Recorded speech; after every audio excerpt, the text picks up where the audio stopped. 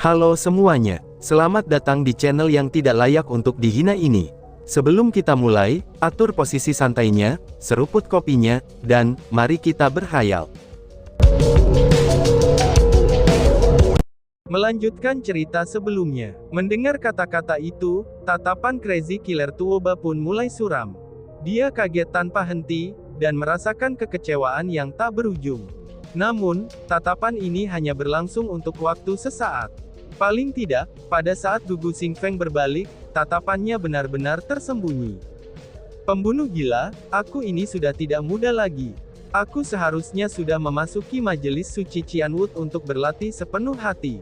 Kamu dan Kera Putih adalah penerusku yang paling optimal. Kalian berdua memiliki potensi untuk menjadi kaisar bela diri. Namun, kalian berdua memiliki kelebihan dan kekurangan satu sama lain. Kera Putih terlalu baik, sedangkan kamu terlalu jahat. Menjadi terlalu baik tidak cocok untuk menjadi tuan rumah, dan juga tidak cocok untuk memimpin Gunung Qianwut.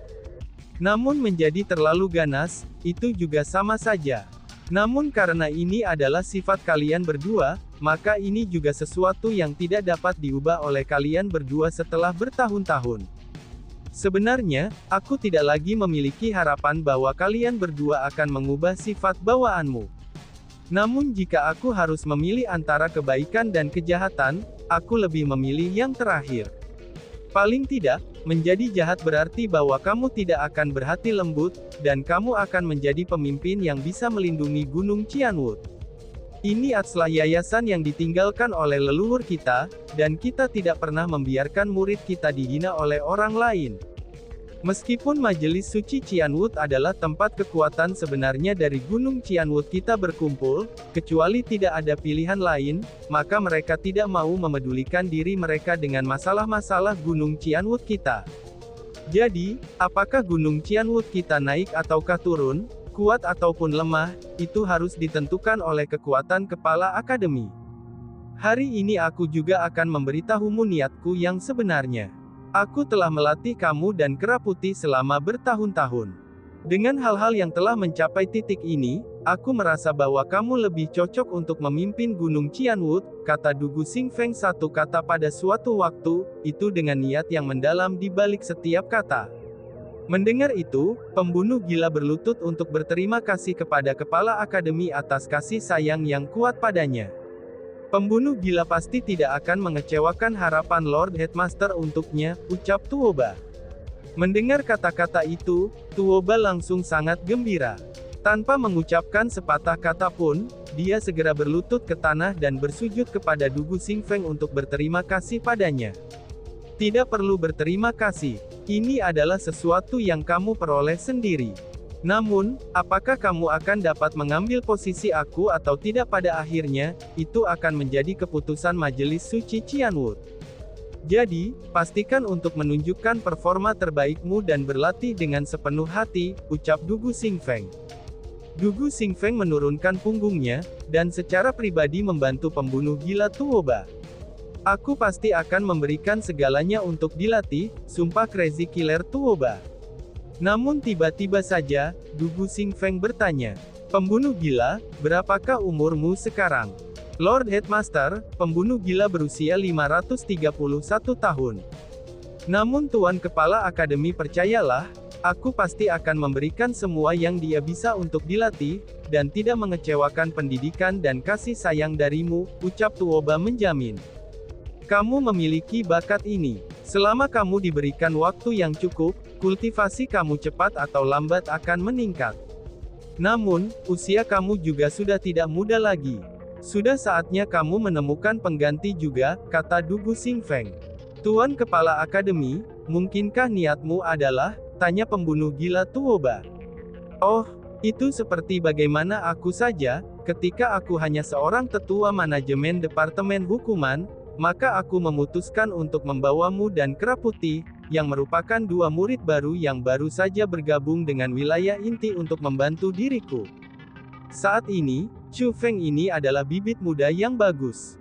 Aku percaya ada banyak orang yang telah memusatkan perhatian pada dirinya, dan ingin menjadikannya sebagai murid. Dengan demikian, kamu pasti tidak boleh melewatkan kesempatan ini, kata Dugu Xingfeng. Pembunuh Gika Tuoba mengerti, balas pembunuh gila Tuoba sambil mengangguk. Jagalah dia dengan baik. Aku berharap pada saat aku keluar dari pelatihan pengasingan aku, Chu Feng sudah akan berhasil memiliki beberapa prestasi di bawah sayap kamu, kata Dugu Xingfeng. Tuan Kepala Akademi, berapa lama kamu berencana berada di pelatihan pengasingan kali ini? Tanya pembunuh gila Tuoba. Setelah mencapai level aku ini, itu benar-benar terlalu sulit bagi seseorang untuk mencapai terobosan. Kali ini jika pelatihan pengasingan berjalan cepat, maka itu akan menjadi 3 tahun. Namun jika itu berjalan lambat, maka mungkin butuh 100 tahun.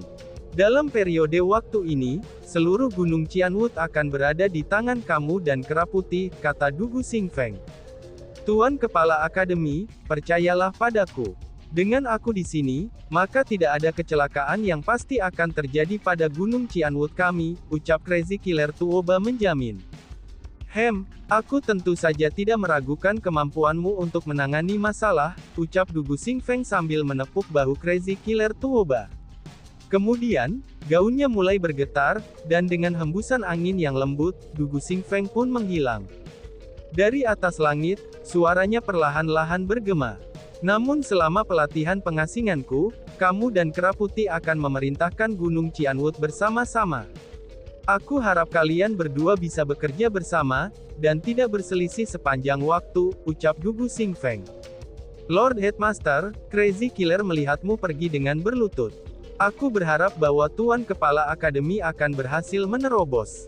Pembunuh gila Tuoba berlutut di tanah, dan bersujud untuk mengucapkan terima kasih. Setelah waktu yang lama, tidak ada lagi suara Dugu Xingfeng yang terdengar dari langit lagi. Baru saat itulah pembunuh gila Tuoba bangkit kembali. Dia tahu bahwa Dugu Xingfeng telah pergi, dan akan berada dalam pelatihan pengasingan untuk waktu yang sangat lama. Ini adalah pertama kalinya dia benar-benar mengendalikan Gunung Qianwood. Awalnya ini akan menjadi sesuatu yang membuatnya bersemangat. Namun pada saat ini, itu tidak ada jejak kegembiraan di wajahnya. Justru sebaliknya, itu ada ekspresi khawatir. Dia berjalan ke lokasi di mana Dugu Xingfeng sebelumnya berdiri, dan melihat ke arah yang Dugu Xingfeng pandang sebelumnya. Saat dia melihat kilat keemasan di langit yang jauh, permusuhan di matanya sebenarnya agak menguat. Tidak peduli seberapa kuat petir itu, akhirnya itu semua akan berakhir. Setelah beberapa waktu, kilat mulai meredup. Setelah beberapa waktu lagi, kilat itu benar-benar telah menghilang. Adapun orang-orang yang berlama-lama di sekitar kolam abadi kuno, mereka juga mulai bubar. Namun, pembunuh gila Tuoba masih berdiri di sana. Dia berdiri di sana untuk waktu yang sangat lama. Hanya ketika dua sosok tua terbang dan berlutut di belakangnya, barulah dia berbalik. Kedua irang itu adalah laki-laki dan perempuan. Keduanya memiliki rambut putih. Dan juga, siapa yang tahu berapa lama mereka hidup. Mereka berdua sangat kuat. Keduanya adalah Half Martial Emperor, dan auranya juga sebanding dengan Tetua Wei. Keduanya adalah Tetua Manajemen Departemen Hukuman. Nama pria itu adalah Hei Hong, dan nama wanita itu adalah Liu Su. Namun meskipun status dan kekuatan mereka sama-sama berada di puncak, tapi mereka berdua sangat rendah hati di hadapan pembunuh gila Tuoba. Itu karena, mereka berdua adalah bawahan Crazy Killer Tuoba. Apakah kalian berdua tahu hal-hal tentang Chu Feng? Tanya Crazy Killer Tuoba. Ita, jawab kedua orang itu. Chu Feng adalah bakat. Hei Hong, kamu harus secara pribadi pergi dan mengikatnya ke departemen hukuman kami, kata Crazy Killer Tuoba. Xiao, sesuai perintah kamu, jawab Hei Hong. Apakah kamu tahu apa yang harus dilakukan? Tanya Crazy Killer Tuoba. Tentu saja Hei Hong tahu, jawab Hei Hong. Tidak, kamu tidak tahu. Tiba-tiba saja, pembunuh gila Tuoba berbicara dengan serius. Mendengar itu, jangankan Hei Hong, bahkan Liu Su juga ikut terkejut. Keduanya ketakutan karena reaksi Crazy Killer Tuoba. Melihat ini, pembunuh gila Tuoba tertawa dingin. Dia pun berjalan ke arah mereka berdua, dan mulutnya mulai bergerak. Namun, kata-kata yang dia ucapkan adalah sesuatu yang hanya bisa didengar Hei Hong dan Liu Su. Tuan Tuoba, ini. Mendengar apa yang dikatakan pembunuh Tuoba yang gila, ekspresi kedua orang itu menjadi rumit. Apakah ada keberatan? Tanya Crazy Killer Tuoba dengan ekspresi menyeramkan. Tidak, tidak ada keberatan, jawab mereka berdua sambil menggelengkan kepala. Mereka tidak berani membangkang kepada pembunuh gila Tuoba. Dari lubuk hati mereka yang paling dalam, mereka sangat takut oleh Tuoba. Jika tidak ada keberatan, maka pergi dan lakukan misi kamu. Selesaikan masalah ini malam ini juga, ucap pembunuh gila Tuoba. Mendengar itu, Hei Hong tidak berani ragu. Setelah memberi hormat, dia segera pergi untuk melakukan misinya. Liu Su, kamu juga harus pergi. Namun kamu juga harus ingat, jangan pernah tunjukkan diri kamu. Jika Chu Feng menolak, kamu harusnya tahu tindakan selanjutnya. Pembunuh gila Tuoba meletakkan mulutnya di dekat telinga Liu Su, dan memberinya instruksi lebih lanjut. Liu Su akan segera melakukannya, ucap Liu Su. Setelah Liu Su selesai mendengar kata-kata itu, dia tidak berani ragu. Seperti Hei Tong sebelumnya, dia juga memberi hormat dan segera pergi. Pada saat ini, hanya Crazy Killer Tuoba saja yang berada tetap di puncak menara kuno. Setelah dia selesai memerintahkan kepada bawahannya, senyum tipis muncul di wajahnya, dan senyum yang sangat menakutkan. Sedangkan di sisi lain, tidak peduli seberapa besar pesta itu, akhirnya akan berakhir. Sedangkan untuk Immortal Needle era kuno yang melepaskan petir emas, juga seperti ini. Pada saat ini, tanpa menyebutkan apakah masih ada orang yang berlama-lama di sekitar kolam abadi kuno, Chu Feng sendiri sudah kembali ke kediamannya sendiri. Sebenarnya, bukan hanya Chu Feng yang telah kembali ke kediamannya. Tapi banyak orang yang juga mengikutinya. Mayoritas dari mereka adalah orang-orang yang ingin bergabung dengan divisi Asura, dan mereka adalah murid yang ingin mengikuti Chu Feng. Tentu saja, ada juga sebagian kecil dari mereka yang murni memandang Chu Feng sebagai idola, objek pemujaan, dan ingin tahu di mana dia tinggal. Dan yang lebih menariknya lagi, mayoritas orang yang memuja Chu Feng sebagai idola adalah murid baru seperti Chu Feng juga. Apalagi, mayoritas dari mereka adalah para wanita. Tapi ini juga masuk akal. Meskipun seorang wanita yang manis, adil, luas, anggun, dan berbudi luhur adalah seseorang yang diinginkan oleh banyak bangsawan, tapi seorang pria pemberani dan gagah perkasa juga seseorang yang disukai banyak wanita cantik. Tiba-tiba saja, sekelompok orang muncul. Kelompok orang ini tidak menunggu di luar gerbang setelah mereka muncul. Sebagai gantinya, mereka langsung memaksa masuk melalui gerbang dan memasuki wilayah Chu Feng. Oh surga, ini, seru pekra murid. Melihat orang-orang ini, ekspresi banyak murid menjadi sangat berubah. Mereka tertegun karena kelompok orang itu tidak terdiri dari murid, tetapi mereka adalah sekelompok tetua. Jumlah mereka ada lebih dari 1000 tetua. Mereka tampil sangat anggun, dan juga sangat mengesankan. Khususnya bila hukuman yang ada di pinggang mereka, itu memunculkan intimidasi pada pandangan pertama. Dan ternyata, kelompok tetua ini berasal dari Departemen Hukuman. Bukankah itu tetua manajemen Departemen Hukuman, tetua Hei Hong? Bahkan seseorang sebesar dia telah datang. Oh surga, sekelompok karakter besar telah datang ke tempat ini. Apa yang sebenarnya mereka rencanakan? Tiba-tiba saja, seorang murid tua mengenali tetua yang memimpin kelompok tetua ini. Begitu dia mengucapkan kata-kata itu, dia segera menyebabkan banyak murid menjadi terkejut. Tetua manajemen Gunung Qianwood sangat jarang terlihat. Adapun para tetua manajemen Departemen Hukuman, mereka sangat kuat sehingga orang akan menjadi takut hanya dengan memikirkan mereka saja. Namun saat ini, salah satu tetua manajemen yang kuat dari Departemen Hukuman secara pribadi memimpin banyak tetua untuk datang ke kediaman Chu Feng. Ini benar-benar pemandangan yang luar biasa. Melihat penampilan orang banyak yang terkejut dan takut, Hei Hong hanya tersenyum ringan. Kedatangannya tidak secara langsung menyerbu ke istana Chu Feng. Namun sebaliknya, setelah dia melewati gerbang pintu masuk dan memasuki wilayah Chu Feng, dia memimpin orang-orangnya dan turun. Kemudian dengan suara nyaring, dia bertanya, apakah murid Chu Feng ada di dalam? Ucap Hei Hong.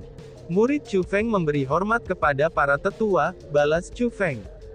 Chu Feng memang sudah merasakan kedatangan orang-orang Departemen Hukuman. Awalnya dia bertanya-tanya, mengapa mereka datang ke tempatnya.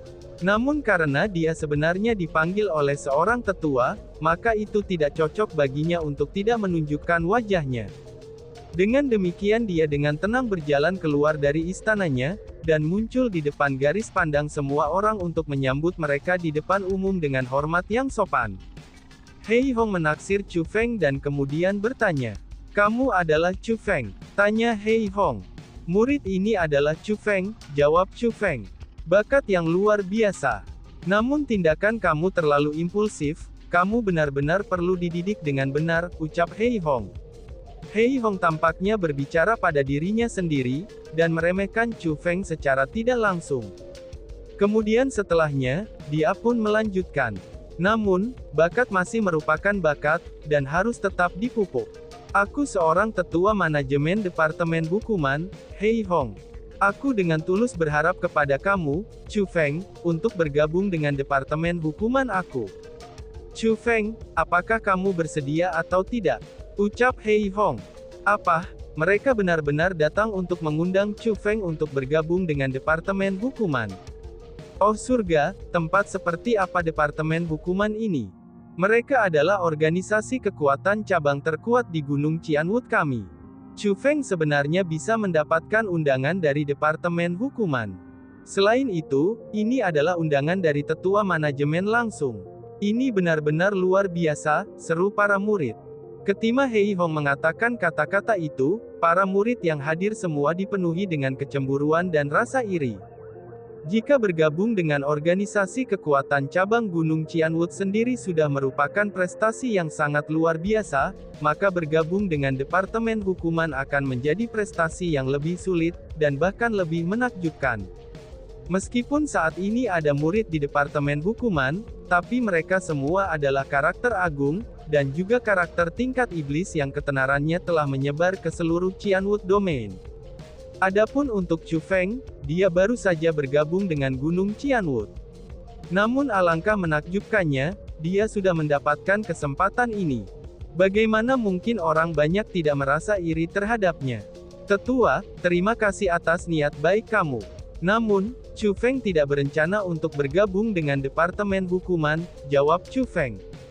Namun yang mengejutkan semua orang adalah, dihadapkan dengan peluang yang sangat besar ini, Chu Feng benar-benar menolaknya. Selanjutnya, dia melakukannya dengan ekspresi yang sangat tenang, dan seolah-olah undangan dari Departemen Hukuman adalah sesuatu yang harus terjadi, dan juga masalah sepele yang tidak layak disebutkan. Pada saat ini, jangankan para murid-murid itu tertegun dan ketakutan oleh tanggapan Chu Feng. Bahkan ekspresi para tetua Departemen Hukuman berubah ketika jejak kemarahan muncul dari mata mereka. Menolak undangan mereka untuk bergabung dengan Departemen Hukuman, itu bisa dikatakan semacam penghinaan bagi mereka, dan ini adalah sesuatu yang tidak bisa mereka toleransi. Itu karena, tidak pernah ada orang di sepanjang sejarah Departemen Hukuman mereka yang pernah menolak mereka. Chu Feng, seperti kata pepatah, setiap orang memiliki ambisi mereka sendiri. Karena kamu tidak ingin bergabung dengan Departemen Hukuman kami, aku awalnya tidak berencana untuk mendesak kamu menentang pilihan kamu. Namun, bergabung dengan Departemen Hukuman kami tidak hanya akan memperkuat kebijaksanaan kamu saja, tapi itu juga akan membantu kamu meningkatkan kultivasi kamu. Sementara manfaat untuk kultivasi kamu dapat diabaikan untuk saat ini, dan manfaat untuk kebijaksanaan kamu akan sangat penting. Kamu saat ini sangat tidak dewasa, dan cenderung bertindak berdasarkan dorongan hati. Jika kamu tidak benar-benar marah pada diri sendiri, aku khawatir itu akan mempengaruhi prospek masa depan kamu. Bahkan menuruni jalan kejahatan dan kegilaan, itu bukanlah hal yang mustahil. Jadi, untuk kebaikanmu sendiri, aku harap kamu akan mempertimbangkan kembali, kata Hei Hong. Chu Feng memahami niat tetua dengan sangat baik. Adapun jawaban Chu Feng, itu bukan hanya permainan anak-anak juga. Alih-alih, itu adalah kesimpulan yang aku dapatkan setelah pertimbangan yang cermat, jawab Chu Feng yang menolaknya sekali lagi. Sikapnya ini sangat jelas dan tegas. Pada saat ini seorang tetua tidak dapat menonton lagi, dan benar-benar berbicara menentang Chu Feng. Chu Feng, jangan terus bertindak tidak mampu membedakan yang baik dari yang buruk.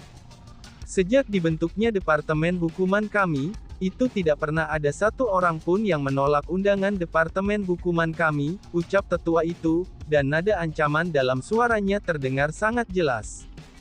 Hei Hong tidak menghentikan teguran tetua itu kepada Chu Feng, yang seolah-olah semua ini sudah direncanakan sebelumnya.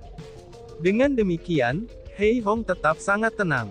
Menggunakan wajah seperti itu, Hei Hong sedang dan memeriksa wajah Chu Feng untuk melihat reaksi seperti apa yang akan dia miliki sekarang. Namun yang mengejutkannya adalah, reaksi Chu Feng benar-benar berbeda dari yang dia perkirakan. Dihadapi dengan ancaman dari tetua itu, Chu Feng tidak hanya tidak menjadi takut, dia bahkan malah tersenyum ringan. Selain itu, dia tidak hanya tersenyum, dia juga berbicara kembali dengan tetua itu. Belum pernah terjadi sebelumnya katamu, kalau begitu, izinkan aku untuk menjadi yang pertama menolaknya, kata Chu Feng dengan senyum menghina. Nada bicaranya tidak lemah ataupun sombong. Justru sebaliknya, itu memiliki sedikit kesengajaan dalam menentang para tetua. Kamu, seru tetua itu. Mendengar kata-kata itu, jangankan tetua yang telah mengancam Chu Feng, maka secara otomatis semua tetua Departemen Hukuman menjadi sangat marah. Pada saat ini, hanya Hei Hong saja yang tidak marah. Itu sebaliknya, dia sangat tenang dan sangat tenang. Setiap orang memiliki ambisi sendiri. Tidak ada artinya mencoba memaksa seseorang.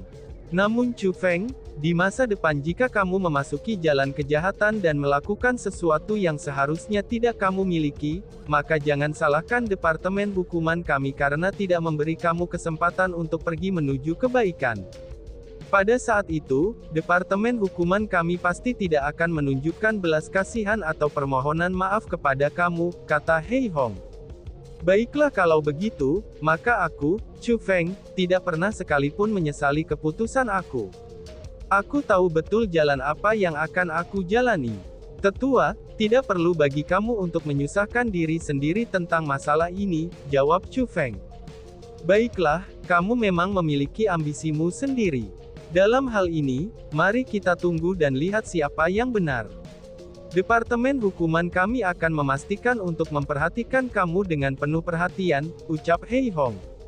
Nada bicara Hei Hong masih sangat tenang dan tidak terganggu, namun kalimat terakhirnya mengandung sedikit amarah. Setelah dia selesai mengucapkan kata-kata itu, Hei Hong melonjak ke langit.